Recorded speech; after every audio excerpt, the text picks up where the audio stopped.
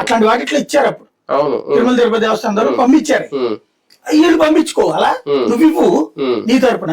ఇప్పుడు అదేదో దసరా నవరాత్రులు చెప్తున్నాయి, పంపించి అక్కడ అందరికి ఇవ్వమని చెప్పు ఒక్కొక్కరికి.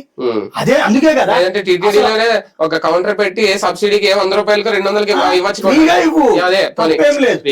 చేసినాడు ఫ్రీ అని. అదే అవును బేసిక్ గా ఏంటి, ఆధ్యాత్మిక చైతన్యం కోసం ఇచ్చాడు. అవును అవసరం. దాన్ని నువ్వు నేర్పడం మానేసి దాని గురించి తప్పుడుగా మాట్లాడటం ఒక ఎత్తు. ఇంకోటి, నాకు అసలు ఆఫ్టర్ ఆల్ ఈ డబ్బులు లెక్కే కాదు, నాకు అంత వ్యాపారాలు ఉన్నాయి, నిన్ను ఎవరు సేవ చేయమన్నాడు ఇక్కడ, బతిలాడేది ఎవరని? లేకపోతే నువ్వు లేకపోతే తిరుమల అంటే వేరే ఒక సంస్థకి చైర్మన్ గా ఉన్న, ఒక అధినేతగా మీడియా సంస్థ ఉన్నా అప్పుడు ఎవరో పట్టించుకోరు. ఇక్కడ ఒక బాధ్యతకరమైన పదవి, పైగా ఆధ్యాత్మిక జోన్ ఇది. ఇలాంటి ఉన్నప్పుడు ఇటువంటి చాలా సెన్సిటివ్ అవుతాయి. నిజంగా మామూలుగా అయితే మీరు అన్నట్టు పృథ్వీరాజు లాంటి వదిలేశారు, మరి ఓకే అందులో ఏమి లేదని సమర్థించుకుంటున్నారు. కానీ ఎలిగేషన్ వచ్చినప్పుడు ఆ పదవిలో కొనసాగాలా లేదనేది కూడా ప్రభుత్వం లేదంటే టీటీడీ ఒక డెసిషన్ తీసుకోవాలా. అతని విషయంలో ఒత్తిడి తెచ్చి చేయించారని తర్వాత ఓకే అవును.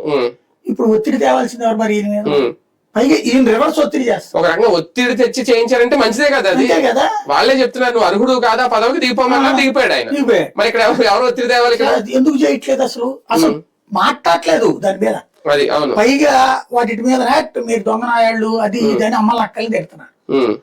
ఈ ఏ విధమైనటువంటి ఇప్పుడు దాంట్లో విజువల్ లో